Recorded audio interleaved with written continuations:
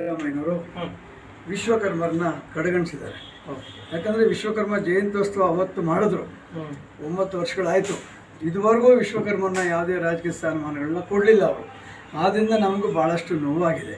ಜೊತೆಗೆ ವಿಶ್ವಕರ್ಮರಿಗೆ ಏನು ಎಲ್ಲ ಜನಾಂಗಕ್ಕೂ ನಿಗಮ ಮಾಡಿದ್ದಾರೆ. ವಿಶ್ವಕರ್ಮ ಮಹಾಮಂಡಲದ ವತಿಯಿಂದ ವಿಶ್ವಕರ್ಮ ಜಯಂತ್ಯೋತ್ಸವದ ರಾಜ್ಯದ ಎಲ್ಲ ಬಂಧುಗಳಿಗೆ ಕರ್ನಾಟಕ ರಾಜ್ಯ ವಿಶ್ವಕರ್ಮ ಮಹಾಮಂಡಲದ ಎಲ್ಲ ಸರ್ವ ಸದಸ್ಯರು ಒಂದು ನಮಸ್ಕರಿಸಿ, ಈ ಒಂದು 35 ಲಕ್ಷ ಇರುವ ವಿಶ್ವಕರ್ಮ ಜನಾಂಗ ಸಂಘಟನೆಯಿಂದ ಇನ್ನೂ ಬಹಳ ಎತ್ತರಕ್ಕೆ ಹೋಗಬೇಕು ಅಂತ ಹೇಳಿ ನಾನು ಆಶಿಸ್ತೀನಿ.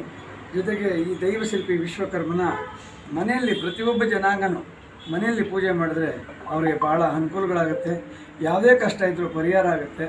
ಇಡೀ ರಾಜ್ಯದ ಜನ ವಿಶ್ವಕರ್ಮನ ಪೂಜೆ ಮಾಡಬೇಕು. ವಿಶ್ವಕರ್ಮನಿಗೋಸ್ಕರ ಈ ನಾವೆಲ್ಲ ದೈವಶಿಲ್ಪಿ ವಿಶ್ವಕರ್ಮ ಪೂಜೆ ಮಾಡಿ ಭಾಳಷ್ಟು ಎತ್ತರಕ್ಕೆ ಬಂದಿದ್ದೀವಿ.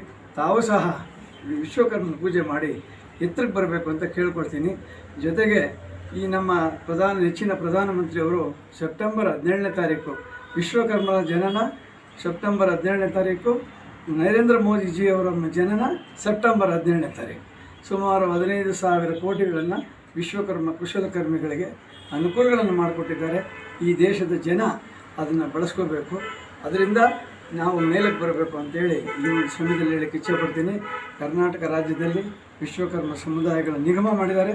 ಆ ನಿಗಮದಲ್ಲಿ ಪ್ರತಿಯೊಬ್ಬರೂ ಲೋನ್ ಪಡ್ಕೋಬೇಕು. ನಮಗೆ ಯಾಕೆ ಅಂತ ನಾವೇನಾದರೂ ಹಿಂದಕ್ಕೆ ಬಿದ್ದರೆ ಖಂಡಿತವಾಗಿ ನಾವು ಮುಂದಕ್ಕೆ ಬರೋಲ್ಲ. ಆದ್ದರಿಂದ ಕರ್ನಾಟಕ ರಾಜ್ಯ ವಿಶ್ವಕರ್ಮ ಸಮುದಾಯಗಳ ನಿಗಮದ ಅನುಕೂಲಗಳು ಪಡ್ಕೊಳ್ಳಿ. ಜೊತೆಗೆ ಕರ್ನಾಟಕ ರಾಜ್ಯದ ಮಾನ್ಯ ಮುಖ್ಯಮಂತ್ರಿಗಳು ವಿಶ್ವಕರ್ಮ ಸಮುದಾಯ ನಿಗಮಕ್ಕೆ 85 ಕೋಟಿ ರೂಪಾಯಿಗಳನ್ನು ಕೊಟ್ಟಿದ್ದಾರೆ. ಆ 85 ಕೋಟಿ ರೂಪಾಯಿಗಳನ್ನ ಮನ್ನಾ ಮಾಡಬೇಕು. ಮತ್ತು ವಿಶ್ವಕರ್ಮ ಸಮುದಾಯ ನಿಗಮಕ್ಕೆ ಅಧ್ಯಕ್ಷರನ್ನ ನೇಮಕ ಮಾಡಿಲ್ಲ, ದಯಮಾಡಿ ನೇಮಕ ಮಾಡಬೇಕು. ಇಲ್ಲ ಅಂತ ಹೇಳಿದ್ರೆ ರಾಜ್ಯಾದ್ಯಂತ ಹೋರಾಟ ಮಾಡೋಷ್ಟು ಸ್ಥಿತಿ ಬರಬಾರ್ದು. ಯಾಕಂದರೆ ನಮ್ಮ ಹಿಂದೂ ಧರ್ಮನ ಎತ್ತಿಡಿತಾ ಇರೋದು ವಿಶ್ವಕರ್ಮ ಜನಾಂಗದವರು. ಎಲ್ಲ ಜನಾಂಗಕ್ಕೂ ಬೇಕಾದಂಥ ವಿಶ್ವಕರ್ಮರು ನಾವು.